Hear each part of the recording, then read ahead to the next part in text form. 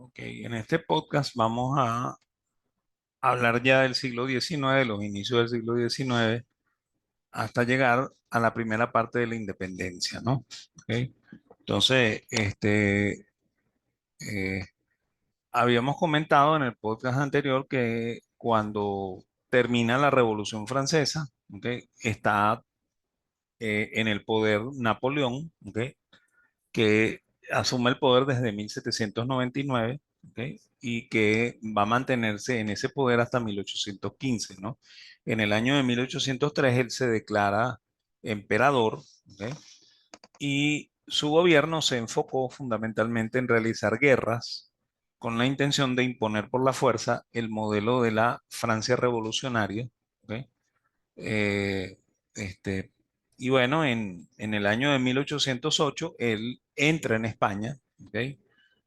Inicialmente de una manera pacífica, ¿ok? Porque él pide permiso porque quiere invadir a Portugal, porque Portugal está apoyando a los británicos y él tiene bloqueado a Inglaterra y Portugal sirve de puente para enviarle las mercancías a Gran Bretaña, porque Portugal y Gran Bretaña son aliados, ¿ok? Y bueno, y él quiere invadir Portugal para evitar que siga ocurriendo eso de que le envíen,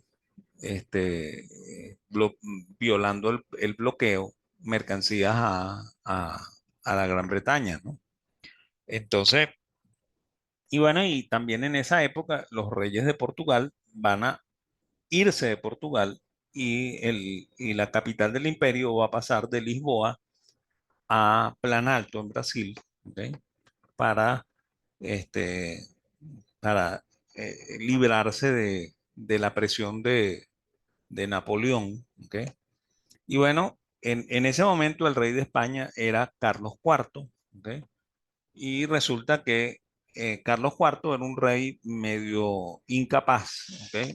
Que tenía un ministro que ejercía el poder por él, que es Manuel Godoy, ¿ok?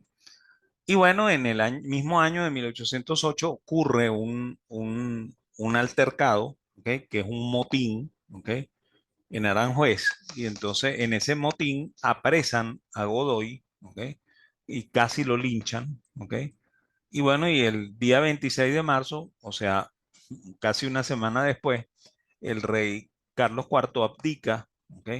A favor de Fernando VII. Sin embargo, el rey no se siente, bueno, el Carlos IV no siente que de verdad, él, él debió haber abdicado, ¿ok? Y cuando el día 10 de mayo se encuentran ante Napoleón en la ciudad de Bayona, entonces ellos dos le preguntan a Napoleón que quién consideran ellos, o sea, quién considera él que debería ser el rey de España, ¿no? Y Napoleón se autonombra rey de España, ¿ok?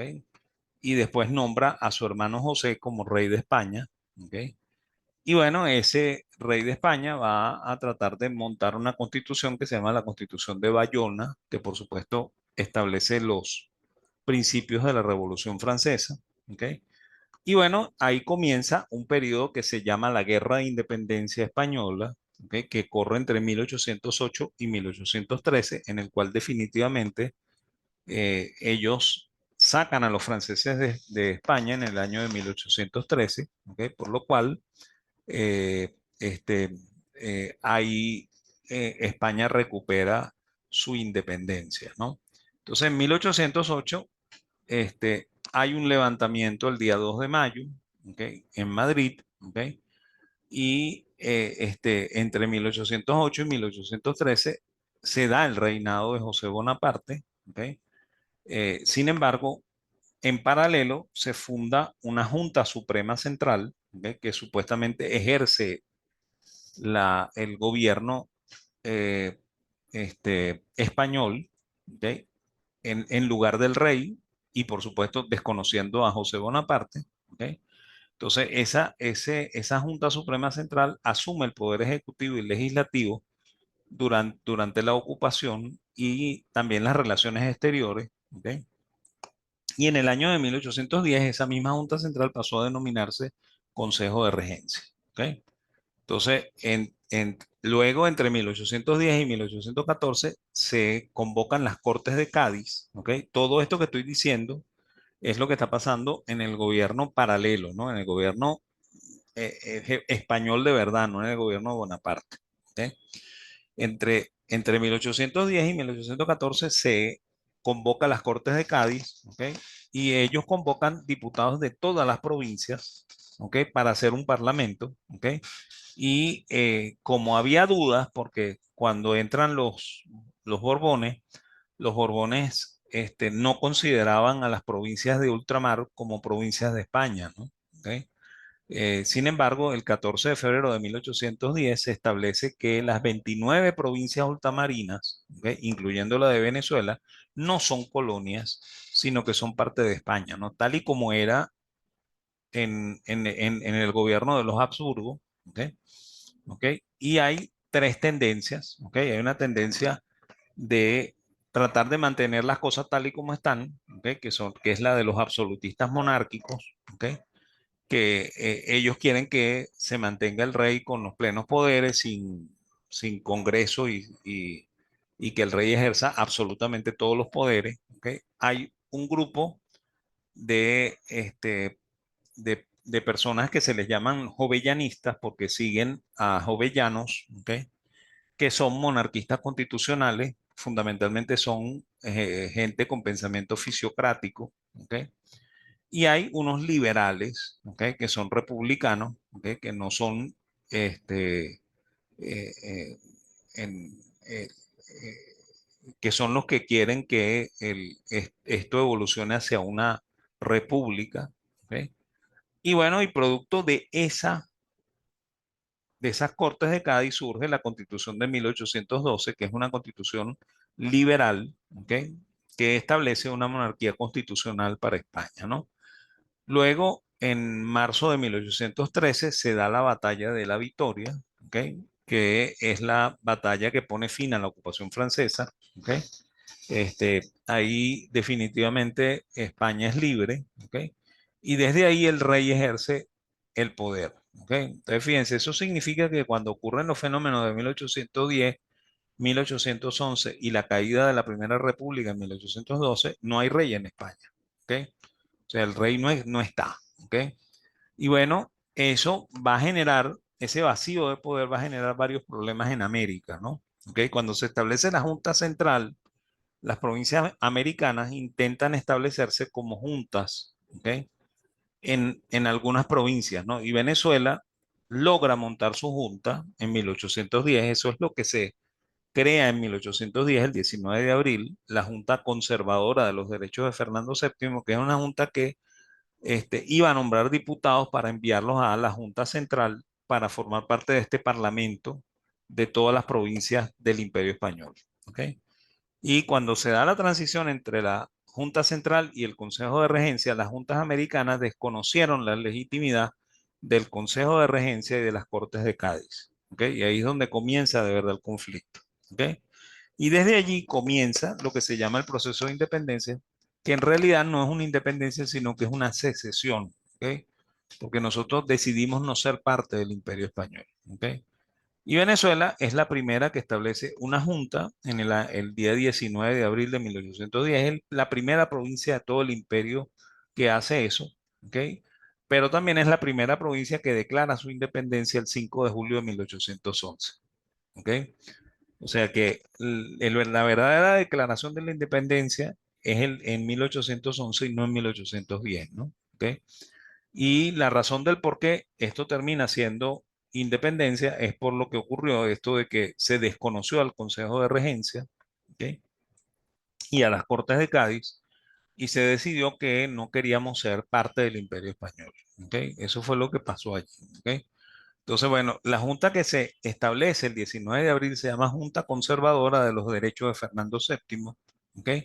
Y ahí también ocurre un conflicto, ¿no? Porque ahí se unen en ese acuerdo los cabildos de Cumaná, Barinas, Trujillo, Barcelona, Mérida y Margarita, ¿ok? Pero se declaran todavía leales a la Junta de Regencia las de Maracaibo, Coro y Guayana, ¿ok? Entonces, y de hecho, la guerra inicial es entre la provincia de Caracas, ¿ok? Y la provincia de Coro, ¿ok? Es más, de hecho, la Junta venezolana envía representantes a las Antillas, a Bogotá, a los Estados Unidos y a Inglaterra, ¿no? Y quizá los dos envíos más importantes son los que se hacen a los Estados Unidos, a los cuales se manda al hermano mayor de los Bolívar, que es Juan Vicente Bolívar, Juan Germán Rosso y Pedro Gual, y a Inglaterra se mandan a Simón Bolívar, que es el más pequeño de la familia Bolívar, ¿ok? Luis López Méndez y Andrés Bello, ¿ok? Y bueno, originalmente ellos van con el intento de que Inglaterra y los Estados Unidos nos apoyen a nosotros en una posible independencia, ¿ok? Pero no consiguen el apoyo de ninguno de los dos. O sea, Inglaterra decide que no recibe nunca a Simón Bolívar, ¿ok? Y en Estados Unidos deciden no apoyar al grupito que viene liderado por Bolívar, ¿no? ¿Ok? Los dos Bolívar se vienen, ¿ok? Y se quedan en Estados Unidos por un tiempo. Juan Germán Rosso y Pedro Gual, se regresa Juan Vicente Bolívar, y cuando regresa Juan Vicente Bolívar hay un naufragio y ahí muere Juan Vicente Bolívar, ¿ok? Y bueno, en Inglaterra se quedan Luis López Méndez y Andrés Bello. Estos sí se van a quedar todo el tiempo en Inglaterra hasta que se acabe la independencia. Y Simón Bolívar regresa a Venezuela, ¿ok? Y al poco rato se declara la independencia, ¿no? ¿Ok? Entonces, como comentamos, Juan Vicente Bolívar muere en el regreso de Estados Unidos porque ocurre un naufragio, ¿ok? Simón Bolívar fracasa en su misión en Inglaterra y allá se quedan Bello y López Méndez, que son los que van a tratar de contratar o reclutar británicos para que participen en la independencia, ¿ok? Simón Bolívar regresa a Venezuela y detrás de él viene Miranda, ¿ok? O sea, una de las cosas que le dicen a Bolívar es que no se vaya a juntar con Miranda, y lo primero que hace Bolívar es juntarse con Miranda, y lo siguiente que pasa es que Miranda decide venirse a América, ¿ok? Y él va a participar también del proceso de independencia, ¿ok? Entonces, el día 2 de marzo de 1811 se decide formar un congreso de las siete provincias que están en rebeldía contra la Junta Central, ¿ok? Y el 5 de julio declaran la independencia, ¿ok? Y no es sino hasta el 21 de diciembre que se promulga la Constitución Federal de las Provincias Unidas de Venezuela, ¿ok? En esa constitución se declara la eliminación de los fueros, ¿ok? Se prohíbe la trata, ¿ok? Pero se mantiene la esclavitud, ¿ok? Se establece la división de poderes en ejecutivo, legislativo y judicial, ¿ok? Es más, se dice que el ejecutivo es un triunvirato, ¿ok? O sea que son tres presidentes que van a ejercer cada cierto tiempo uno la presidencia, ¿ok? Se declara la religión católica como culto oficial del país, ¿ok? Y se establece el sufragio censitario, ¿no? Sufragio censitario significa que solamente pueden votar los que son propietarios, ¿ok? Eso es lo que significa sufragio censitario, ¿ok? En el, eh, ¿Cómo ocurren en realidad las cosas, no? El pueblo de verdad quiere a Fernando VII y no le gusta lo que está ocurriendo en Caracas, ¿ok? Y Coro le declara la guerra a Caracas, ¿ok? Y es liderizada por un señor que se llama Domingo Monteverde y Rivas, ¿ok? Que trata de restablecer el orden, ¿no?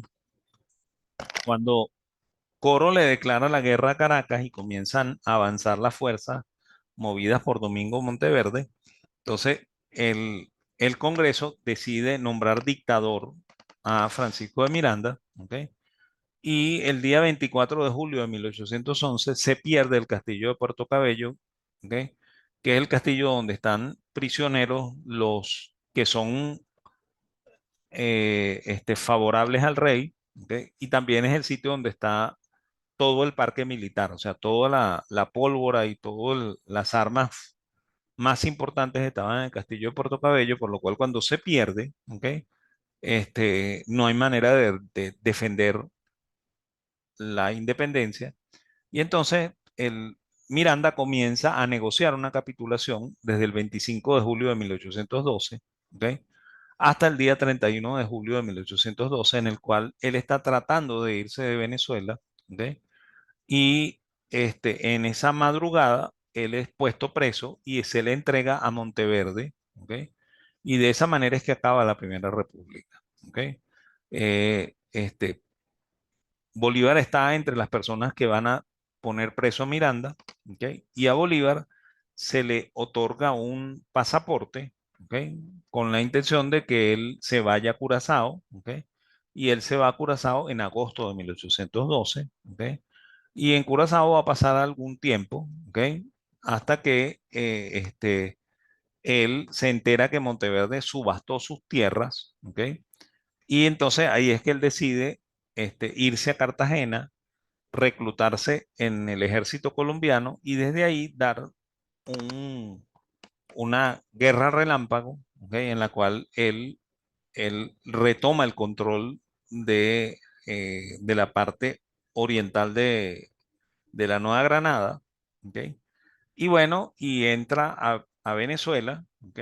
El día 24 de febrero de 1813 y ahí hace también una campaña relámpago y entra en Caracas el día 6 de agosto del año de 1813, eh, con lo cual él reconquista el territorio para la República, ¿ok? Y bueno, y recupera sus tierras, ¿no? Que era lo que originalmente quería hacer el libertador, ¿no? En el interín de esa campaña relámpago, el día 17 de julio de 1813, él hace el decreto de guerra-muerte, ¿ok? Y bueno, un mes después está entrando en Caracas, ¿ok? Y lo declaran libertador y de esta manera es que nace lo que se llama la Segunda República, ¿ok? ¿Ok? Sin embargo, como nosotros afirmamos, el pueblo tenía más aprecio por Fernando VII, aunque no lo conocía, ¿ok? Y esa es la razón por la cual Boves, ¿ok? Logra reconstruir la oposición, ¿ok? Y en 1814 él reconquista Caracas, ¿ok? Para los españoles, y de esa manera cae la Segunda República y se da lo que se llama la huida a Oriente, ¿no? ¿Ok? Sin embargo, el gobierno de Boves es muy efímero. De hecho, Boves va a morir en Urica en el año de 1814, ¿ok? Sin embargo, su ejército va a seguir ganando batallas, ¿ok? A pesar de que él esté muerto, ¿no? ¿Ok? De hecho, ellos, a pesar de que Boves muere en Urica, ¿ok? 6 días después se da una guerra en Maturín y la gana el ejército realista, ¿ok? Ojo que quiero que entiendan claro que en este momento no hay rey en España, ¿ok? Por lo cual Boves es tan rebelde como lo es Bolívar, ¿ok? Por lo cual esto es fundamentalmente una guerra civil, ¿no? ¿Ok? A la muerte de Boves, ¿ok? Surge la figura de José Antonio Páez en Apure, ¿ok? Y él es el que va aglutinando el pueblo alrededor de él, ¿ok?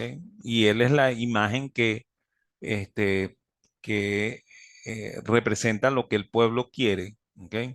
Por eso es que lentamente él se va a ir convirtiendo en el líder que va a terminar gobernando al final de la independencia, ¿no? ¿Y qué pasa con la economía en esta época, no? Desde las guerras napoleónicas, Venezuela, que normalmente era una provincia que habíamos dicho que era muy rica, ¿ok? No tenía comercio con el exterior, ¿ok? Porque no habían barcos ni siquiera de los que traían contrabando, ¿ok? Entonces, eso coloca al país en una situación desesperada, ¿no? O sea, tanto los mantuanos, que son los blancos, como los pardos, que son los mestizos, están en problemas muy serios, ¿no? ¿Ok? Porque la otrora provincia rica se está convirtiendo en una provincia pobre, ¿ok? Y buena parte de los problemas que se viven en 1810 están relacionados a esos problemas económicos, ¿no? ¿Ok? Además, Miranda, cuando se da la Primera República, él emite unos billetes, ¿ok? Con la finalidad de facilitar el comercio, ¿ok? Y lo que en realidad desata es una inflación importantísima, ¿ok? Además, Miranda también cuando se está dando la guerra con Coro, ¿ok? Él decreta la libertad de los esclavos, él es el primero que decreta la libertad de los esclavos, siempre y cuando, ¿ok? Los esclavos formen parte del ejército republicano, ¿ok? Y bueno, esa decisión de liberar a los esclavos va a ser una de las cosas que van a poner a los mantuanos en contra de Miranda, ¿no? ¿Ok? Y hay que comentar que hay historiadores, por ejemplo, hay un señor de apellido Ferriñi, ¿ok? Que refiere a que este periodo es un periodo de crecimiento económico, ¿ok? Sin embargo, yo considero que es muy difícil que eso sea cierto, ¿ok? Efectivamente, no debió haberse acabado la producción, ¿ok? Debió haber seguido, algunas haciendas debieron seguir produciendo cacao y reses y cosas de esas, pero no había exportación, ¿no? Entonces no creo que haya sido un periodo de crecimiento económico como dice Ferriñi, ¿ok? Creo que es muy difícil una cosa como esa, ¿ok? Y, y, y bueno, hasta aquí el podcast de la primera parte de la independencia, ¿ok? En el siguiente veremos la segunda parte.